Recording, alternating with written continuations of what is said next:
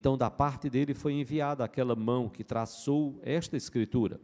Esta, pois, é a escritura que se traçou. Mene, mene, tekel, parsim. Esta é a interpretação daquilo. Mene, contou Deus o teu reino e deu cabo dele. Tekel, pesado foste na balança e achado em falta. Pérez, dividido foi o teu reino e dado aos medos e aos persas. Então mandou Belsazar que vestissem Daniel de púrpura e lhe pusessem cadeia de ouro ao pescoço, como um colar de ouro ao pescoço, e proclamassem que passaria a ser o terceiro no governo do seu reino. Naquela mesma noite foi morto Belsazar, rei dos caldeus, e Dario, o Medo, com cerca de 62 anos, se apoderou do reino. Se apoderou do reino. Nós já oramos, vamos então pensar um pouco sobre a soberania, sobre a responsabilidade e a liberdade humanas, né? Responsabilidade e liberdade humanas versus ou frente à soberania de Deus. Bom, na busca por a gente tentar compreender a relação entre exatamente a soberania divina, a responsabilidade e liberdade humanas, nós somos postos diante de algumas questões. Primeiro, por exemplo, como compreender a relação entre soberania divina e responsabilidade humana? Segunda questão, de onde deriva, de onde vem a nossa responsabilidade humana? Outra questão importante que pode ser levantada. Se Deus decretou tudo, nós somos verdadeiramente livres? E uma outra questão, dentre muitas outras, seria: o plano de Deus abrange as nossas decisões morais, como, por exemplo, a questão de pecar? E o nosso intuito é, logicamente, buscarmos em tudo a direção e a resposta, as respostas naquilo que nos for possível na palavra de Deus. Nós vamos ter uma lição, por exemplo, e aqui já nesta lição já foi mencionado, nós vamos ter uma lição que mais à frente nós vamos tratar exatamente sobre a questão que é colocada sobre a permissão de Deus. Deus permite? Como é que é essa questão da permissão de Deus? Mas neste momento a gente pensar um pouco sobre a soberania, sobre a responsabilidade humana e sobre esta liberdade humana. Um primeiro ponto que nós queremos colocar é a questão da autonomia. Autonomia.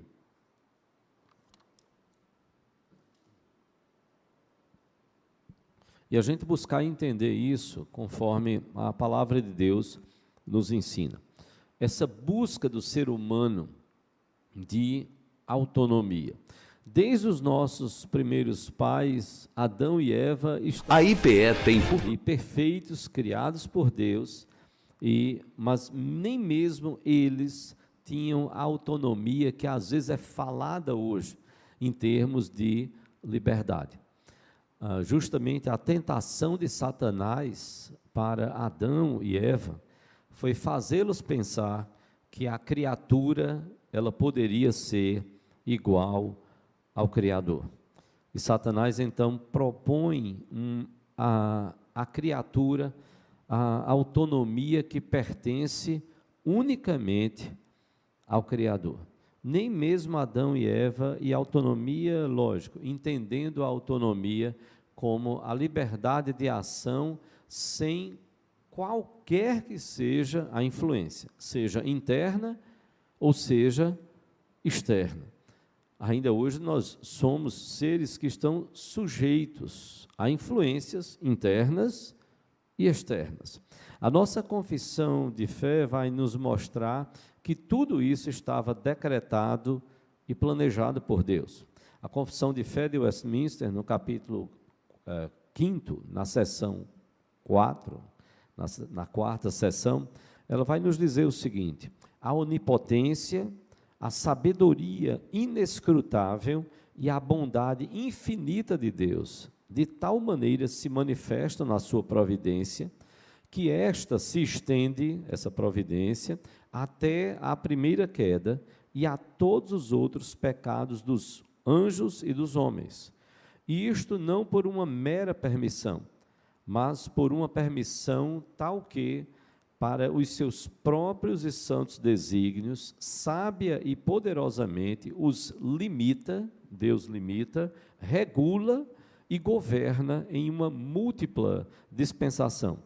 Mas essa permissão é tal, e aí observem como a confissão de fé vai colocar, a confissão de fé adotada pela Igreja Presbiteriana do Brasil e pelas igrejas reformadas, mas essa permissão é tal que a pecaminosidade dessas transgressões procede tão somente da criatura e não de Deus, que sendo santíssimo e justíssimo, não pode ser o autor do pecado e nem aprová-lo.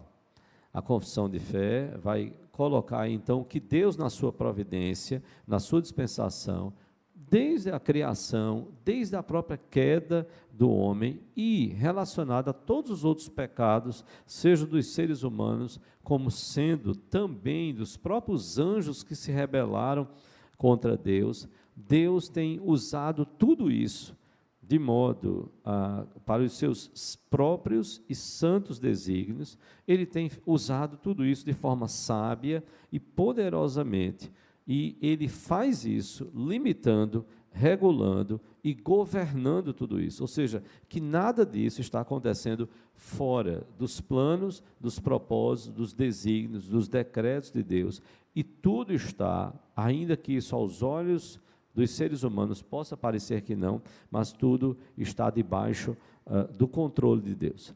Ao mesmo tempo também que a confissão de fé vai fazer questão de lembrar que, ainda que Deus permita, e a gente, como eu disse, nós vamos ter uma lição específica sobre isso, ainda que haja toda a permissão de Deus conforme a vontade dele, a questão da pecaminosidade, da transgressão, isso procede do coração do homem. O homem, e aí a gente vai detalhar e vai ver um pouco mais à frente, o homem responde a Deus e tem responsabilidade diante de Deus. O pecado não procede de Deus, não foi Deus que criou o pecado. E aí a confissão faz questão de dizer, ele é santíssimo, Deus é santíssimo, Deus é justíssimo, e ele não pode ser o autor do pecado, e nem pode aprovar o pecado.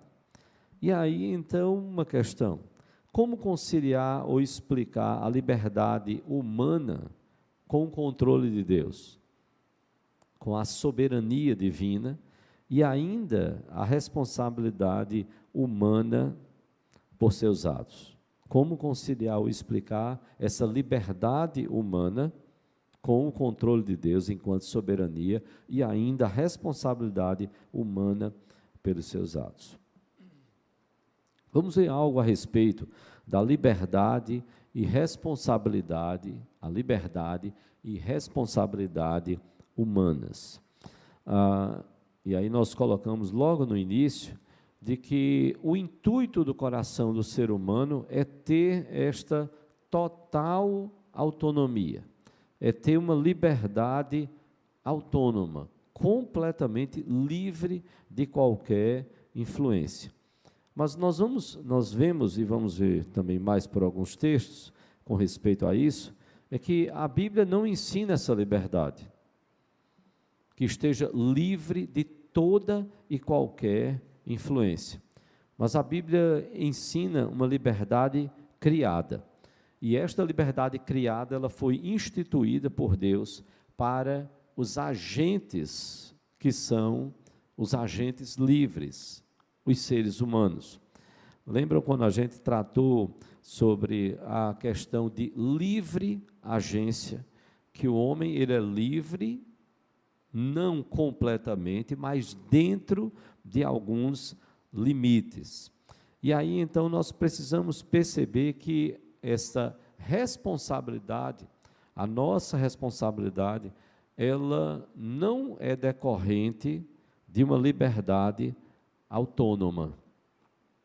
A nossa responsabilidade, ela não é fruto.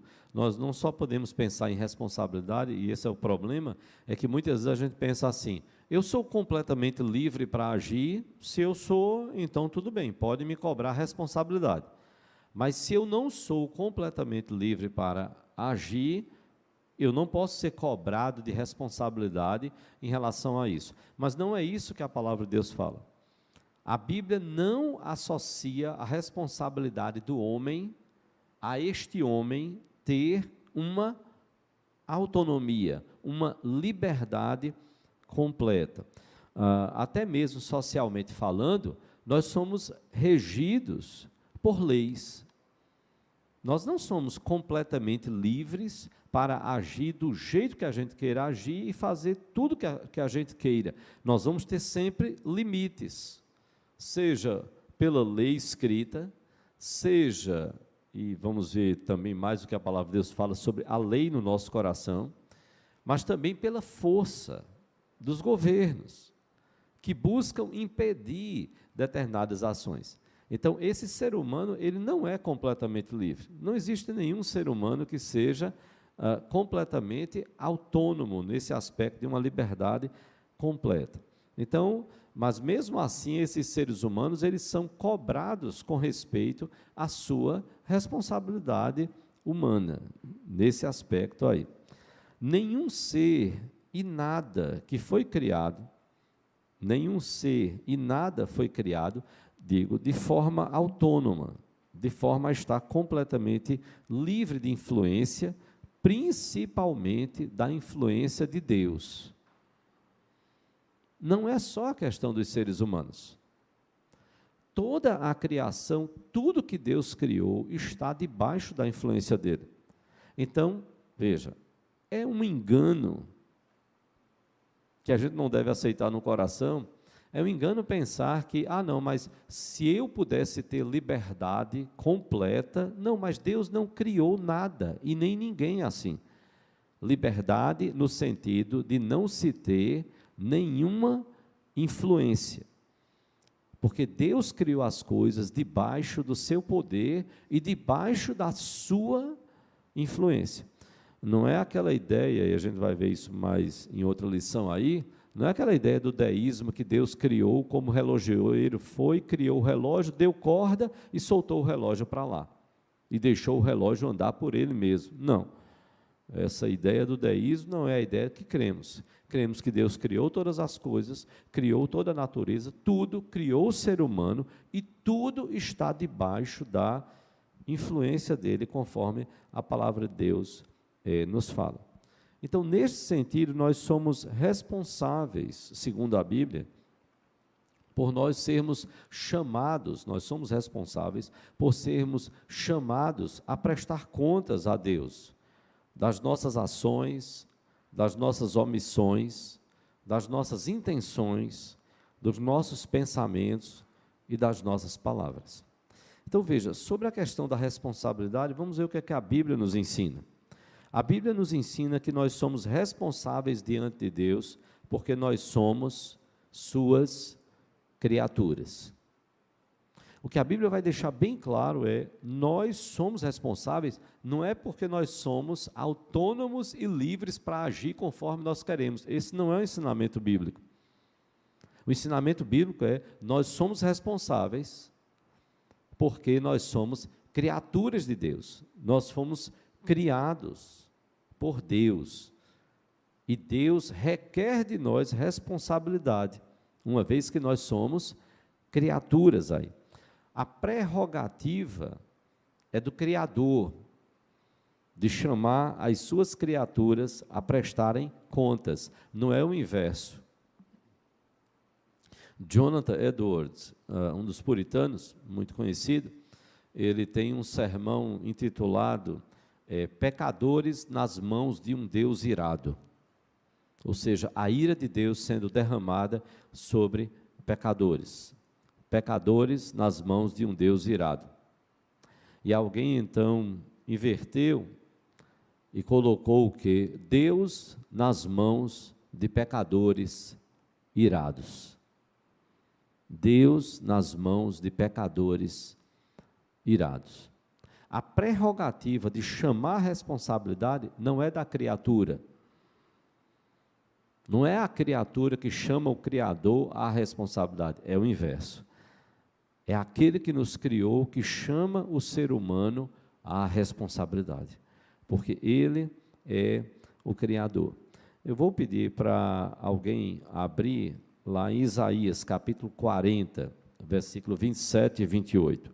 Você abre lá, alguém, então, você fica de pé e o microfone vai chegar até você. Isaías 40, 27 e 28. Já vou pedir para, depois de Isaías, outra pessoa abrir em Jeremias 18. Depois, Jeremias 18 e outra pessoa depois em Romanos 9, 20 e 21. Vamos ver primeiro, vamos ver Isaías 40, versículos 27 e 28. Por que então você diz, ó Jacó, e você fala, ó Israel?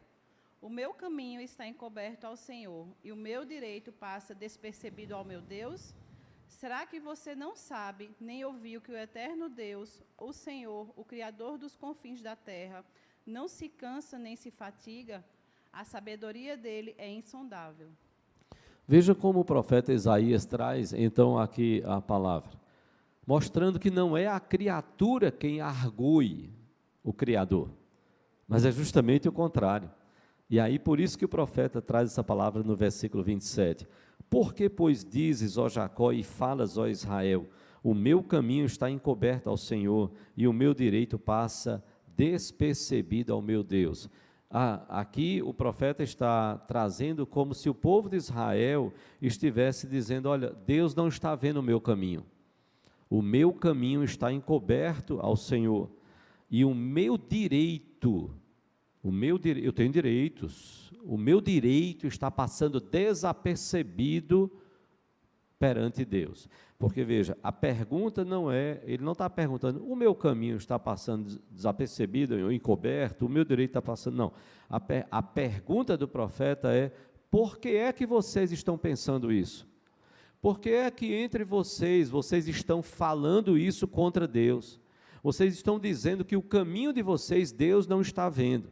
Vocês estão dizendo que o direito de vocês está passando desapercebido. Quem são vocês para colocarem isso, para dizer que isso está acontecendo? Então a pergunta do profeta é, por que dizes, ó Jacó, e falas, ó Israel? E aí no versículo 28, o profeta vai dizer, não sabes, não ouvistes que o Eterno, Deus, o Senhor, o Criador dos fins da terra, nem se cansa, nem se fatiga? E aí, depois de fazer essa pergunta, ele vai dizer, não se pode esquadrinhar o seu entendimento. Então, vai mostrar que é esse Deus que não pode ter o seu entendimento esquadrinhado, ele não pode ser questionado. O homem, a criatura, não tem condições de discutir com o Criador. E também é o que Jó também fala, nesse sentido que Deus vai, olha, quem é você? Foi você que pôs tudo que está aí? Se foi você, você pode discutir comigo. Mas quem é você para discutir comigo? Quem é você, criatura, para discutir com o Criador? Vamos ver também Jeremias, quando, veja, nesse aspecto de que nós somos criaturas, não é o Criador que é chamado a prestar contas, é a criatura. E a palavra vai dizer que nós somos vasos de barro, como massa na mão do oleiro. Vamos ver Jeremias 18, de 1 a 6, e depois Romanos 9, 20 e 21. Palavra do Senhor que veio a Jeremias dizendo, dispõe-te e desce à casa do oleiro, e lá ouvirás as minhas palavras. Desce à casa do oleiro, e eis que ele estava entregue à sua obra sobre as rodas.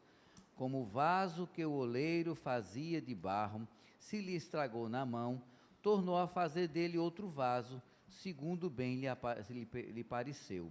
Então veio a mim a palavra do Senhor, não poderei eu fazer de vós como fez este oleiro, ó casa de Israel?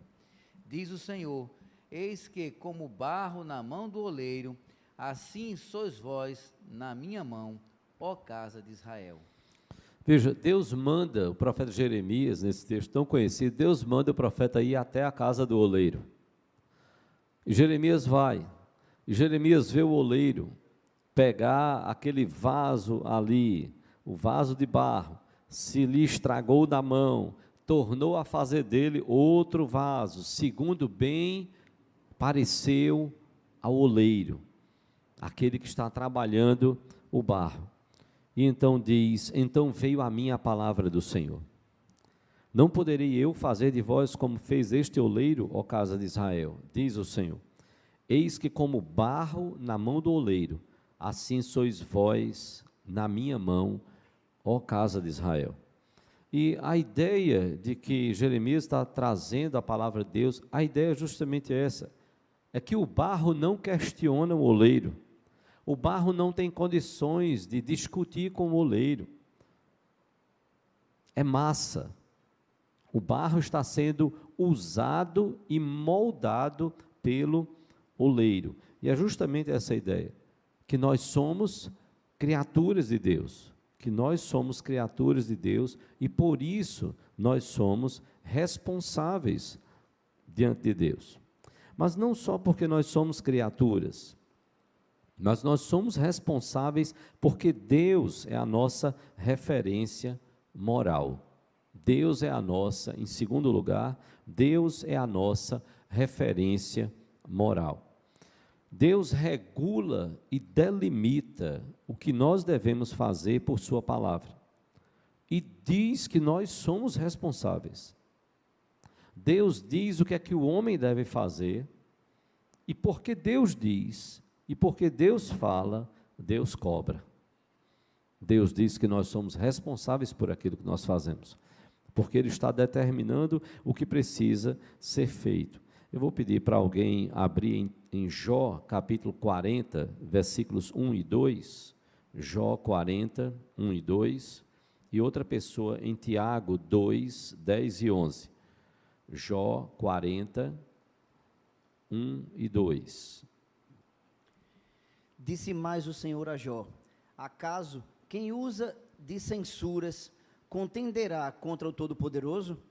Quem assim argue a Deus que responda?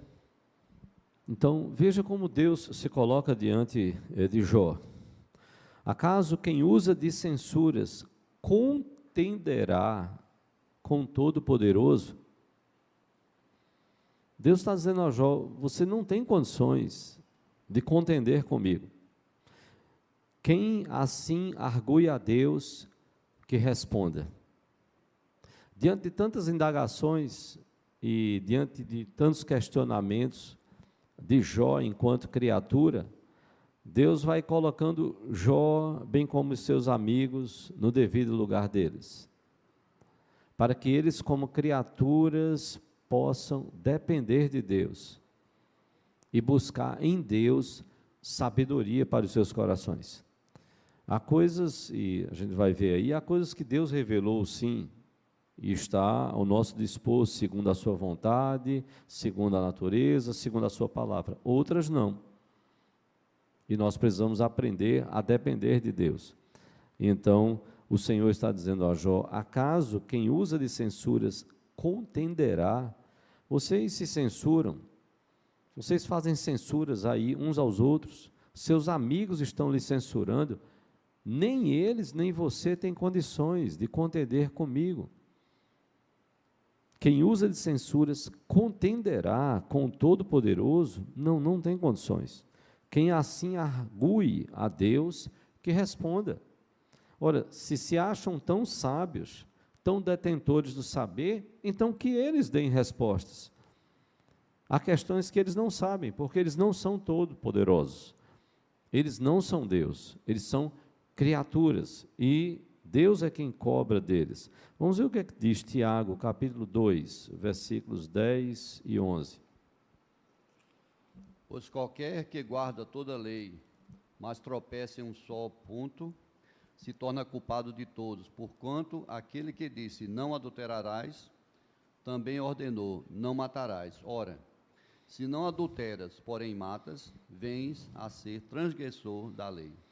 Tiago está nos mostrando aí que, olha, a pessoa poderia dizer, até como Paulo era visto como irrepreensível perante a lei, pelos seus compatriotas judeus.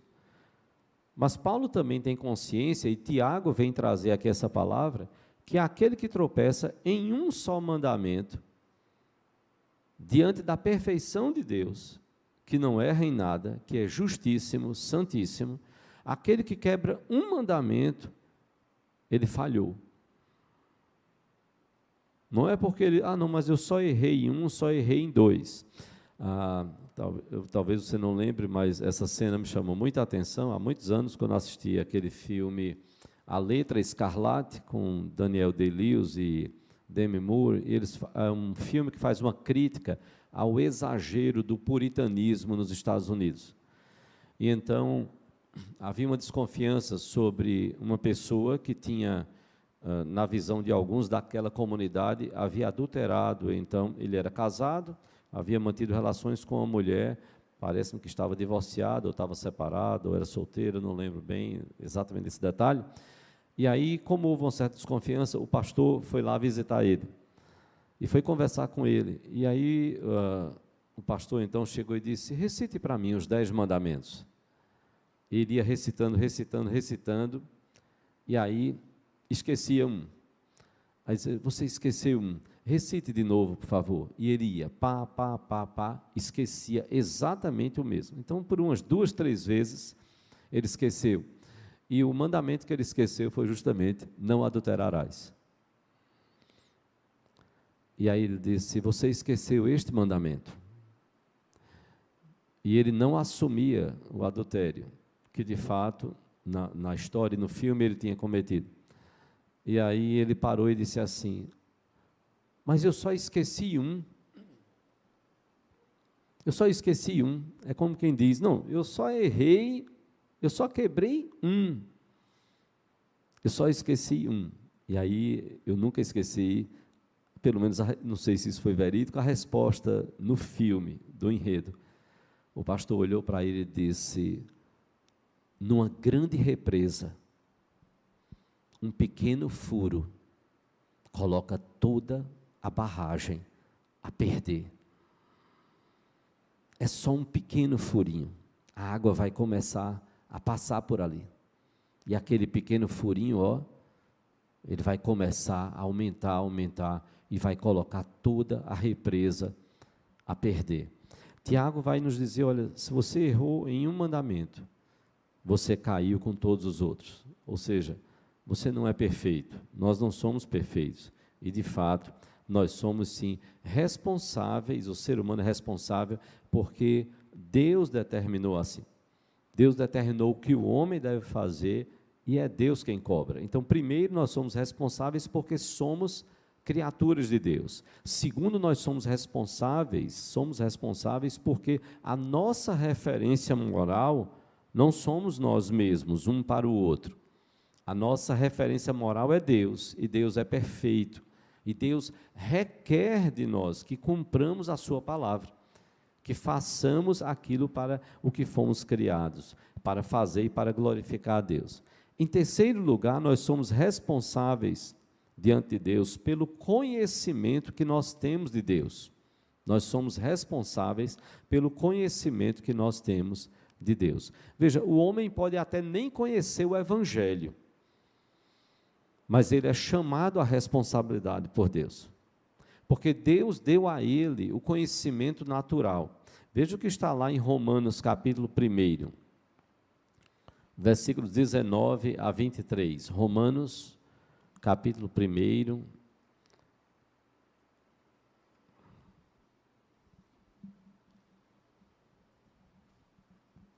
Romanos capítulo 1, os versículos 19, você fica em pé, e o microfone chega aí. Romanos capítulo 1, os versículos 19, pode ler a partir do versículo 18, até o versículo 23. A ira de Deus se revela do céu contra toda impiedade e perversão dos homens que detêm a verdade pela injustiça, porquanto o que de Deus se pode conhecer é manifesto entre eles, porque Deus lhes manifestou. Porque os atributos invisíveis de Deus, assim o seu eterno poder, como também a sua própria divindade, claramente se reconhecem desde o princípio do mundo, sendo percebidos por meio das coisas que foram criadas. Tais homens são, por isso, indesculpáveis, porquanto, tendo conhecimento de Deus, não glorificaram como Deus, nem lhe deram graças, antes se tornaram nulos em seus próprios raciocínios, obscurecendo-se-lhes o coração insensato. Inculcando-se por sábios, tornaram-se loucos e mudaram a glória de Deus incorruptível em semelhança da imagem de homem corruptível, bem como de aves, quadrúpedes e répteis. Vou pedir que leia no capítulo 2, os versículos de 12 a 16, onde a gente vai ver esse conhecimento inato de Deus, que todos têm. Romanos 2, pode ler, Dal. Romanos 2, já que você já está aí em Romanos 2, de 12 a 16. 12 a 16, vou ler, deixa eu achar aqui. 2, de 12, Romanos 2, de 12 a 16. Assim, pois, todos os que pecaram sem lei, também sem lei perecerão, e todos os que com lei pecaram, mediante lei, serão julgados. Porque os simples ouvidores da lei não são justos diante de Deus, mas os que praticam a lei hão de ser justificados. Quanto, pois, os gentios que não têm lei, procedem por natureza de conformidade com a lei, não tendo lei, servem eles de lei para si mesmos. Até o 16. Estes mostram a norma da lei gravada no seu coração, testemunhando-lhes também a consciência e os seus pensamentos, mutuamente acusando-se ou defendendo-se. No dia em que Deus, por meio de Cristo Jesus, julgar os segredos dos homens, de conformidade com o meu evangelho. Veja como Paulo nos coloca diante da responsabilidade que nós temos. Todo ser humano, toda a humanidade tem responsabilidade pelo conhecimento que todos nós temos de Deus. O ser humano, repetimos, ele pode até nem conhecer o Evangelho, certo? Ele pode não conhecer a mensagem do Evangelho. Mas, em primeiro lugar, ele tem a revelação natural de Deus. E é isso que Paulo fala lá em Romanos, conforme o texto foi lido, dos versículos 19 a 23. E Paulo vai dizer, no versículo 20, porque os atributos invisíveis de Deus, assim o seu eterno poder, como também a sua própria divindade. Veja, os atributos que são valores abstratos, você não pega nos atributos, você não pega em amor, você não pega em justiça, você não pega em perdão, os atributos invisíveis de Deus e a própria divindade de Deus, diz Paulo aqui em Romanos, eles são revelados através de tudo que foi criado.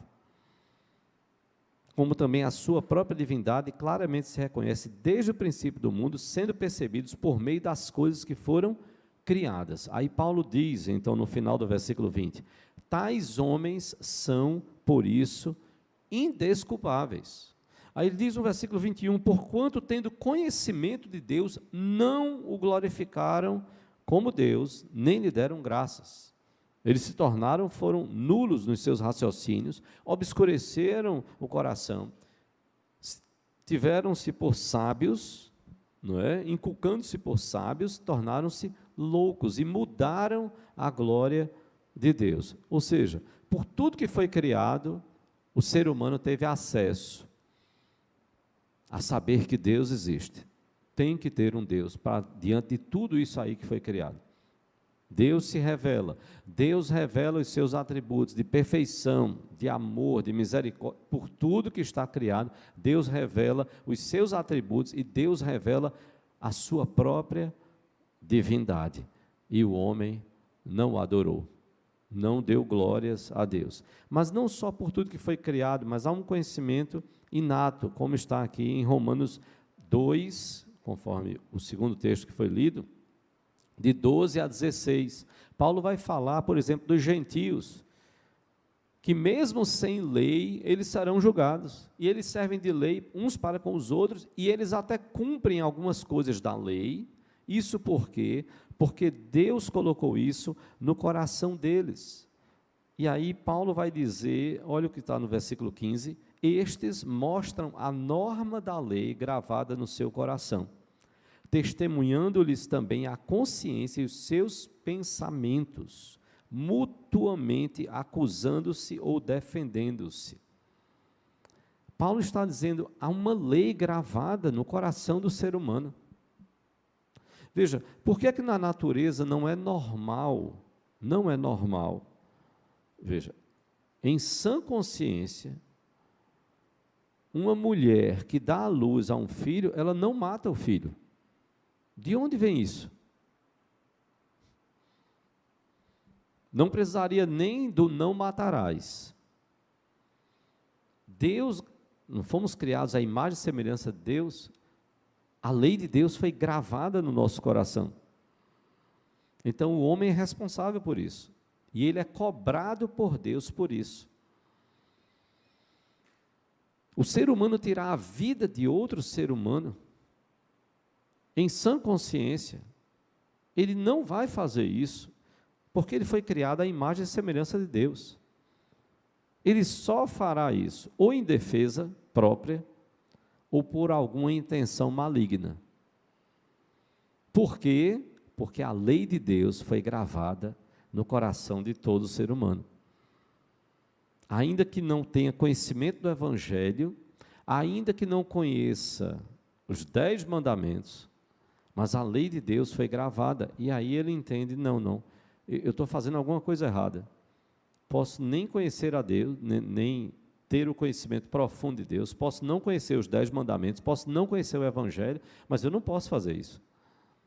Paulo chega a dizer lá em 1 Coríntios 5:1, ele diz assim, geralmente se ouve que há entre vós imoralidade tal, como nem mesmo entre os gentios, isto é, haver quem se atreva a possuir a mulher do seu próprio pai. Paulo estava dizendo, olha gente, está acontecendo aí na igreja de Corinto, que um filho está mantendo relações com a mulher do seu pai. Acredita-se que poderia ser com a madrasta. Não há muito sentido, não se acredita que tenha sido com a própria mãe. Mas muitos estudiosos acreditam que Paulo está se referindo a um filho que estava mantendo com a mulher do seu próprio pai, porque senão diria com a sua própria mãe. Pronto. Mas veja, nem com a mãe e nem com a mulher, Paulo diz, olha, isso aí é imoralidade tal, como nem mesmo entre os gentios, os pagãos não admitem isso. Eles não são cristãos, eles não têm aqui a lei escrita, a palavra, o decálogo, não, eles não têm o Antigo Testamento, eles não têm essa lei, toda essa lei, mas nem isso os pagãos aceitam. E qual é a ideia? A lei de Deus está gravada no coração, por isso nós somos responsáveis. Nós somos também responsáveis porque o propósito de Deus para as nossas vidas é a glória dele. Porque o propósito da nossa vida é a glória de Deus, é glorificarmos a Deus. A primeira pergunta do Catecismo Maior de Westminster, que é adotado pela Igreja Presbiteriana do Brasil, a primeira pergunta, ela é, qual é o fim supremo e principal do homem? E a resposta é, o fim principal do homem é glorificar a Deus e alegrar-se ou gozar nele para sempre. O fim principal do homem é glorificar a Deus e gozá-lo para sempre, e alegrar-se nele, em Deus, para sempre. O que a Bíblia vai nos ensinar é que nós somos responsáveis nesse aspecto, porque nós somos mordomos. Nós somos mordomos das bênçãos de Deus.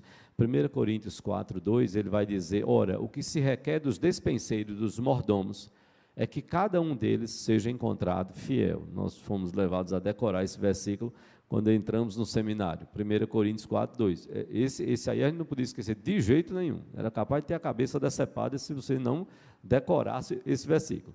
Ora, o que se requer dos despenseiros, dos mordomos de Deus, e Paulo ali está falando até mais de ministros da palavra, é que cada um deles, mas extensivo a todo crente é um mordomo das bênçãos de Deus, é que cada um deles seja encontrado pistos, seja encontrado fiel, seja fiel, e aí nós vamos ser fiéis glorificando ao Senhor. 1 Coríntios 10, 31 vai dizer, quer comamos, quer bebamos, nós devemos fazer tudo para o quê? Para a glória de Deus. Portanto, quer comais, quer bebais, façais tudo para a glória de Deus. E Romanos 11, 36, eu vou pedir para alguém ler. Romanos 11, 36. Porque dele e por meio dele e para ele são todas as coisas. A ele, pois, a glória eternamente. Porque dele, por meio dele, para ele são todas as coisas. A ele, pois, a glória eternamente. Então, tudo é para a glória de Deus. Então, nós somos responsáveis. Deus nos criou, nos colocou como mordomos, e Deus chama esses mordomos a responderem. Lembre do texto lá do Jardim do Éden. Deus criou tudo, Deus criou o homem, Deus criou a mulher, eles pecam, e aí Deus chega lá no jardim e faz, serpente, onde é que está você? Foi isso? Não. Mulher, ô mulher? Não. Ele chamou quem? Adão. Adão, onde estás? Onde é que está você, Adão? Então ele chamou Adão à responsabilidade, que precisava cuidar do jardim, que precisava cuidar da sua esposa.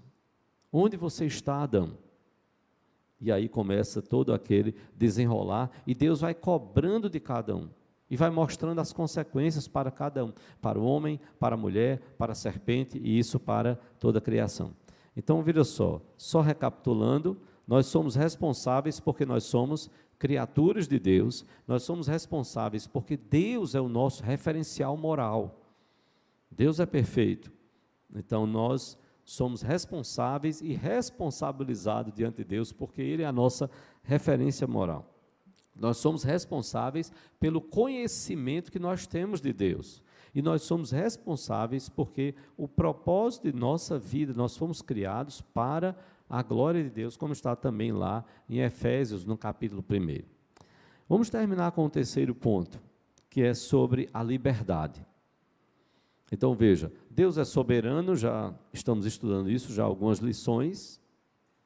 Aí vem a questão da responsabilidade humana, e aí por esses aspectos, veja, a nossa responsabilidade, eu quero enfatizar isso, a nossa responsabilidade, ela não é derivada de liberdade. Se eu for livre para fazer tudo, então, sim, eu posso ser responsabilizado. Não é isso que a Bíblia ensina. Adão e Eva foram colocados lá com responsabilidade. Não é, eu sou livre, totalmente livre de qualquer influência, até da influência de Deus, então, por isso eu sou responsabilizado. Não é isso que a Bíblia ensina. A Bíblia ensina que eu sou responsabilizado por Deus, porque eu sou criatura, porque Ele é minha referência moral, sim, porque eu tenho recebido conhecimento de Deus, nem que seja pela revelação do que foi criado e pela lei de Deus no meu coração. E eu sou responsável também, porque o propósito para o que eu fui criado é a glória de Deus. Mas vamos ver então como é que fica a questão da nossa liberdade. Uma questão que a gente pode colocar aqui, e é colocado pela lição, é como pode Deus controlar nos mínimos detalhes todos os eventos da história e ainda assim nos dar liberdade? Veja, a gente já tem falado, à luz do que a palavra de Deus fala, à luz do que os teólogos falaram, que não há livre-arbítrio. Não há livre-arbítrio. As pessoas não são completamente livres para fazer o que elas quiserem, e isso a partir do próprio pecado no coração do ser humano. Então, esse livre-arbítrio, ele não existe a partir do próprio pecado no coração do ser humano. Ninguém é completamente livre para fazer o que quer. Ele vai ter sempre alguma influência, ou no seu coração, ou fora dele. Aí. Então, como é que a gente pode, como pode Deus controlar, ser o Deus soberano, que controla nos mínimos detalhes todos os eventos da história, e ainda assim nos dá liberdade? Que liberdade e como seria essa liberdade? Há duas respostas que podem, talvez, nos ajudar e nos trazer um pouco de luz em relação a isso. Um primeiro aspecto aí que nós precisamos considerar é o argumento chamado da complexidade dos caminhos de Deus.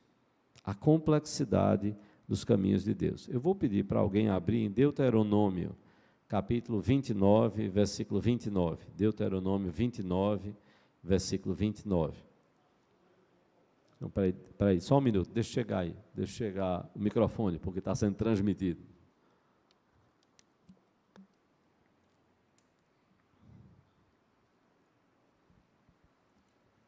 As coisas encobertas é para o Senhor nosso Deus, porém a revelada é para nós e nossos filhos, para cumprirmos a palavra da lei, da Escritura. Então veja bem, a palavra vai dizer que existem coisas que estão encobertas, e há coisas que estão reveladas. O que está encoberto é do Senhor, não nos pertence, até que Ele revele. O que está revelado está diante dos nossos olhos, e o que nós precisamos pedir é sabedoria a Deus. É a ação do Espírito de Deus, e aí nos cabe estudar, aprofundar, comparar, analisar, olhar a palavra de Deus e pedir sabedoria do Espírito de Deus para que compreendamos aquilo que a palavra de Deus nos ensina. Fácil? Não é fácil. Tantos textos, tantos estudos que têm que ser feitos e que têm sido feitos ao longo de milênios. A luta do povo de Deus para compreender a sua palavra, a sua vontade, e então colocarmos em prática. Então, o aspecto da complexidade dos caminhos de Deus, e aí nós temos dois outros textos que são maravilhosos, no aspecto de que Deus, ele, ainda dentro desse primeiro ponto, o argumento da complexidade dos caminhos de Deus, não só que o que Deus revelou nós devemos buscar com a ajuda do Espírito Santo, compreender em sua palavra, mas também que Deus não revela tudo o que faz, e Ele não tem obrigação de fazê-lo. Ele não disse que nós vamos compreender tudo plenamente, e os seus caminhos são inescrutáveis. Em nenhum lugar da Bíblia está dito que nós vamos compreender a mente de Deus. Eu já vi às vezes o crente dizendo assim, olha, quando eu chegar lá no céu, eu vou procurar Jesus Cristo e eu vou dizer, Jesus, senta aqui. Eu quero entender algumas coisas que eu não entendi ali na terra. Bom, Deus continuará sendo Deus. Não tem como pegar Deus e enquadrar, não é meu e seu filho não, dizer, senta aqui. Senta aqui, você vai falar por que foi que você fez aquilo ali. E a gente sabe, porque eu acho que na sua infância você deve ter mentido para os seus pais. E você deve ter pensado assim, enganei. Eu lembro uma vez que a gente foi levado para o quartinho lá da disciplina, e a gente já sabia que tinha extrapolado todos os limites e ia levar as palmadas. E aí o irmão encostado a mim, o Roberto, ele chegou e disse, olha, eu já vou logo lhe avisando. Quando o papai chegar, comece a chorar. Eu disse, como é? Ele disse, comece a chorar. Eu disse, oxente, eu nem levei uma palmada, eu vou tirar choro de onde? Ele disse, não sei, se vire, eu vou começar a chorar. Aí não funcionou muito, papai deu a primeira palmada, quer dizer, desculpe, não, essa primeira, ele ainda chegou meio choroso e tal, e eu não conseguia, eu sou horrível. Eu vou introjetando, o negócio, passando, eu vou me acabando. Aí tem que ser um alfinetezinho, pronto. Aí eu me desmancho. Eu disse, olha, quando eu começar a chorar, não faça pergunta, não fale nada. Deixa eu botar para fora, porque se perguntar e eu começar a falar, eu corto o choro. Aí eu interrompo, aí eu vou ficando mal de novo. Papai olhou para a gente e fez, olha, eu estou arrasado tudo, eu não vou bater em vocês. Vou dar essa chance. Vocês extrapolaram todos os limites. E eu estava decidindo que vocês iam apanhar aqui. Não vou bater. Beleza. A IPE. Uma semana depois a gente estava de volta. Aí foi quando ele disse, olha, na primeira palmada, grite e chore. Eu disse, eu já lhe disse que eu não consigo. Ele disse, problema seu, você vai ficar apanhando sozinho. Que ele vai parar de bater em mim, que eu já estou chorando e gritando, pronto. E aí ele vai bater em você. A gente tenta enganar o outro. A gente tenta enganar o outro. Mas Deus conhece o nosso coração. Deus não tem obrigação de nos revelar e de falar a gente tudo o que está na mente dele. Como seres humanos, nós podemos mentir um para o outro. Para Deus, não. Nós não temos como mentir. Nós não temos como enganar a Deus. E Deus não tem obrigação de revelar o que ele, os porquês. Porque eu quis colocar o aspecto que, às vezes, a gente até revela, entre aspas, mas revela mentindo. A gente pode até mentir para o outro da nossa motivação, mas Deus sabe o que estava lá no nosso coração. Deus sabe o que estava na nossa... E aí a gente vai ter, entre aspas, não, mas eu menti por isso, por aquilo outro. Não, Deus não vai mentir e Ele não está obrigado a revelar às suas criaturas as suas motivações. É suficiente olhar para o que a palavra de Deus diz e aprendermos que Deus é santíssimo, Ele é boníssimo, bondoso ao extremo, misericordioso, e nós aprendemos isso à luz da sua palavra. Veja o que está lá, os seus caminhos são inescrutáveis. O que está lá em Isaías 55, 8 e 9. Vou pedir para alguém se colocar de pé. Isaías 55, 8 e 9. Porque os meus pensamentos não são os vossos pensamentos, nem os vossos caminhos os meus caminhos, diz o Senhor.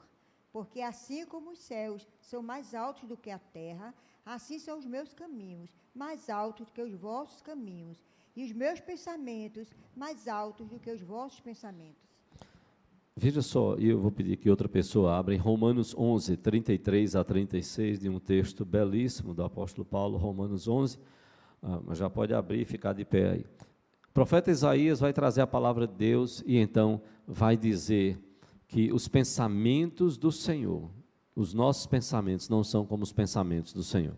Os nossos caminhos não são como os caminhos do Senhor. E que a comparação é assim como os céus são mais altos do que a terra. Como alcançar os céus? Os céus dos céus, os mais altos céus. E aí a palavra, o profeta vai trazer esse exagero, essa hipérbole aí, para dizer assim, olha, assim como os céus são absurdamente altos, assim são os pensamentos do Senhor. Assim são os caminhos do Senhor, que nós não temos como comparar os nossos caminhos. E Paulo vai falar algo também semelhante em Romanos 11, 33 a 36. O que é que nos diz? Ó profundidade de riqueza, tanto da sabedoria como do conhecimento de Deus. Quão insondáveis são os seus juízos e quão inescrutáveis os seus caminhos. Quem, pois, conheceu a mente do Senhor? Ou quem foi o seu conselheiro? Ou quem primeiro deu a ele para que tenha a ser restituído? Porque dele, e por meio dele, e para ele, são todas as coisas. A ele, pois, a glória eternamente. Amém. Amém. Olha como Paulo coloca no versículo 33. Ó profundidade da riqueza, tanto da sabedoria como do conhecimento de Deus. Quão insondáveis, não tem como sondar os seus juízos. Não tem como escrutar quão inescrutáveis são os seus caminhos. Quem conheceu a mente do Senhor? Questiona Paulo. Quem foi o seu conselheiro? Ou quem primeiro deu a ele para que lhe venha agora a ser restituído? Paulo diz, não tem ninguém nesse porte. Porque dele, por meio dele, para ele são todas as coisas. A ele, pois, a glória eternamente. Amém. Paulo vai exaltar e vai mostrar exatamente que nós somos mordomos porque ele é o Criador. Ele é o Deus Todo-Poderoso, que criou todas as coisas e nós não temos como sondar os caminhos de Deus. A gente fica tentando entender, não, eu acho que Deus fez assim, por isso e isso, eu acho que isso. A gente fica tentando compreender um pouco da mente de Deus a partir daquilo que é revelado. E a gente tem que parar e em muitos momentos parar e reconhecer e dizer assim, olha, chegou no meu limite, eu não tenho mais como passar disso daqui não. Daqui eu não posso passar. Porque para eu responder a isso daqui, eu tenho que conhecer a mente de Deus. O que foi que se passou na mente dele para que ele pudesse então agir desta forma. Os seus caminhos são inescrutáveis. Então, um primeiro aspecto em relação à liberdade que Deus nos dá, e a gente vai ver um pouquinho mais à frente, em relação a isso, é entender, assimilar e aceitar. Eu não tenho como sondar a mente de Deus. Eu não tenho como entender, ou seja, é a complexidade dos caminhos de Deus.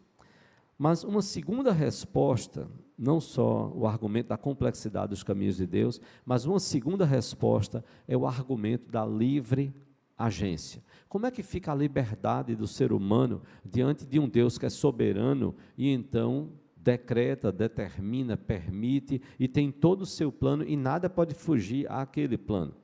Um primeiro aspecto dessa livre agência é que o homem faz o que ele deseja, sim. Ele faz o que ele deseja, conforme a inclinação do seu coração. E lembra que a gente tratou disso quando a gente tratou da questão da livre agência. Da livre agência. O homem, ele está livre no aspecto de que ele vai agir conforme o coração dele, sem Deus gerar o pecado, porque Deus não é o autor do pecado, como diz a confissão de fé, e como a palavra de Deus diz, que não há em Deus sombra de treva nenhuma. E esse homem vai agir conforme o seu coração. Vamos agora sim lembrar do texto que nós lemos logo no começo. Lembra do rei Belsazar, neto de Nabucodonosor, que profanou os utensílios do templo, mandando trazer aqueles utensílios para a sua festa, o banquete. O que sinaliza que parece que Belsazar não aprendeu nada da lição que foi dada ao seu avô. Qual o poderoso daquela época que não queria ampliar os seus domínios? E Nabucodonosor foi crescendo, e Deus haveria de usar Nabucodonosor contra o seu próprio povo, para dar lição no seu povo, e a gente vai ter lição sobre isso. Jamais que Israel iria imaginar que Deus iria trazer uma potência como a Babilônia para invadir Israel, destruir o templo. Mas nada disso acontece fora dos planos de Deus. O problema é que a gente não entende. São planos, juízos, caminhos inescrutáveis, insondáveis. E Deus vai usar o coração ali de Nabucodonosor, querendo expandir o seu império, agindo muitas vezes pela maldade, sim. E isso daí continuou com Belsazar. Tudo isso mostra que, à luz do que a própria palavra de Deus fala, é que ele teve liberdade para agir, mas como foi que ele agiu? Ele agiu pelo mal. Ele agiu pelo mal, certo? Eu só vou dizer, tenha cuidado agora com a câmera, viu? Porque as nossas crianças estão circulando e elas são crianças, não é? E cuidado com a ondulação aqui do tapete. Então, veja só, parece que Belsazar não aprendeu nada com a lição de Nabucodonosor.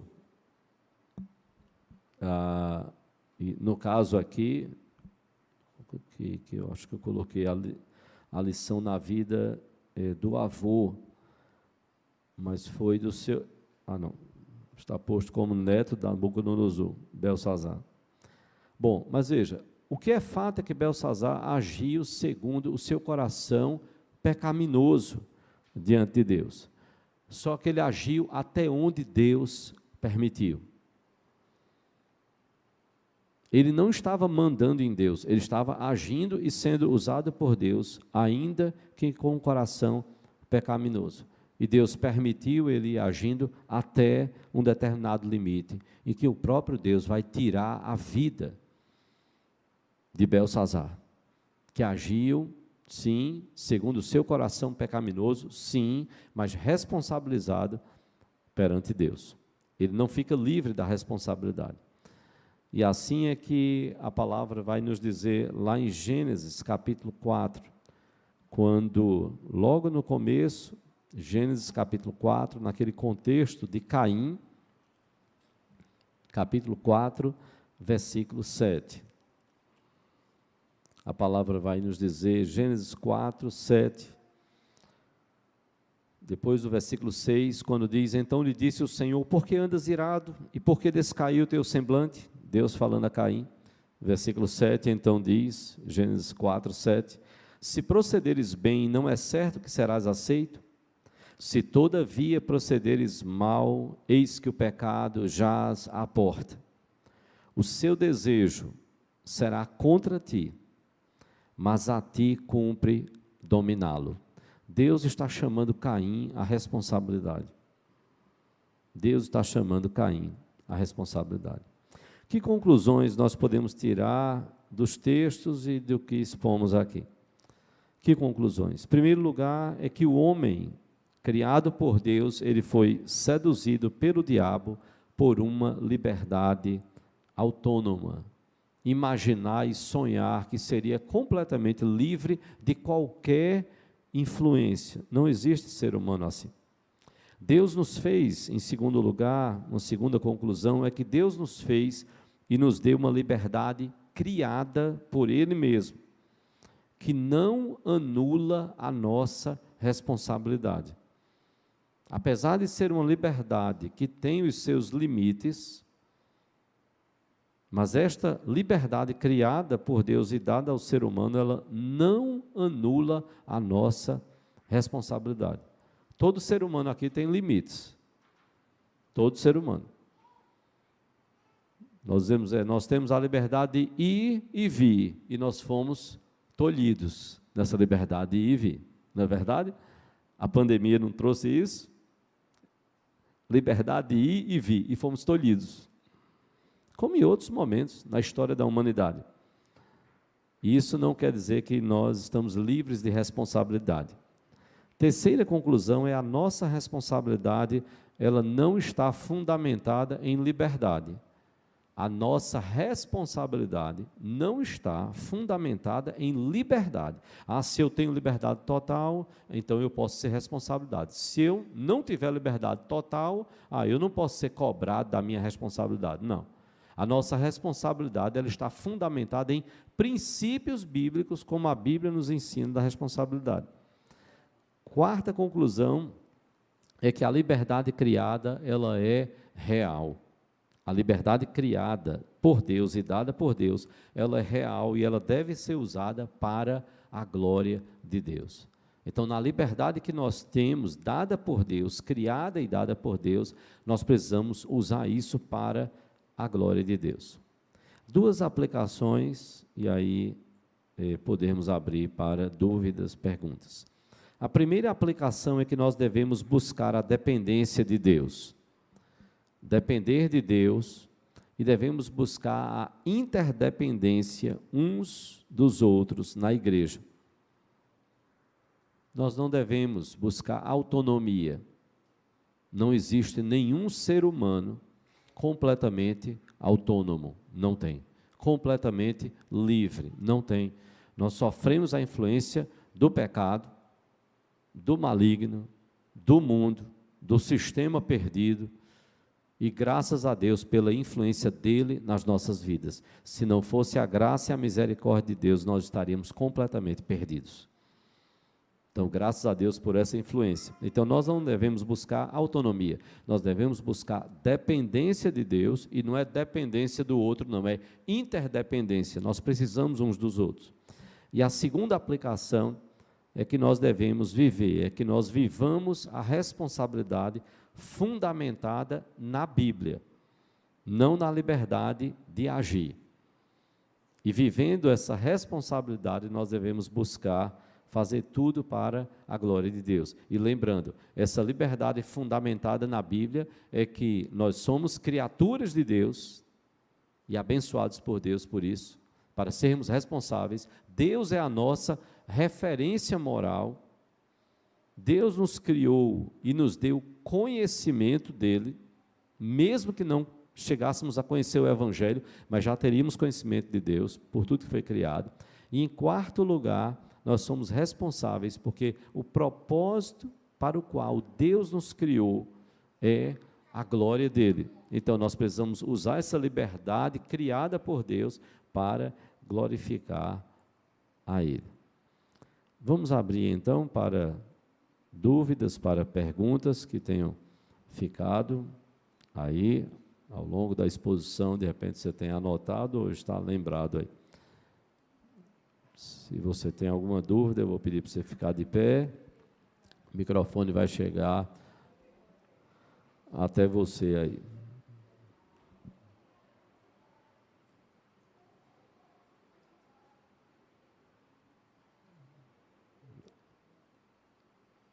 Alguma dúvida?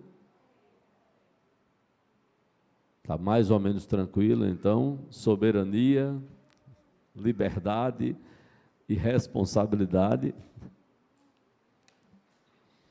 Vamos seguir. Vamos ter lições aí bem profundas aí para frente e algumas questões desafiadoras, né, para a gente tentar compreender melhor sobre essa soberania. Vamos orar então? Pai, nós louvamos por essa manhã, te agradecemos por tua palavra e pedimos, ó Deus, que ela possa encontrar um lugar todo especial nas nossas vidas e corações. Perdoa, Senhor, os nossos pecados, nos ajuda. Sabemos que não somos completamente livres, mas o Senhor nos criou, nos concedeu uma liberdade criada por Ti, para usarmos esta liberdade que temos para a glória do Teu nome. Sabemos da influência do pecado, do maligno, do mundo, desse sistema de valores perdidos, destas influências sobre as nossas vidas, e te louvamos pela influência maior do Senhor, do Teu Espírito no nosso viver, nos fazendo voltar à Tua palavra, nos fazendo buscar uma vida de santidade que glorifique o Teu nome, que seja assim, Pai, nas nossas vidas. Nós clamamos isso, que dependemos do Senhor e precisamos, dia após dia, dessa dependência e interdependência uns dos outros, para ajudarmos uns aos outros e sermos instrumentos do Senhor na vida uns dos outros.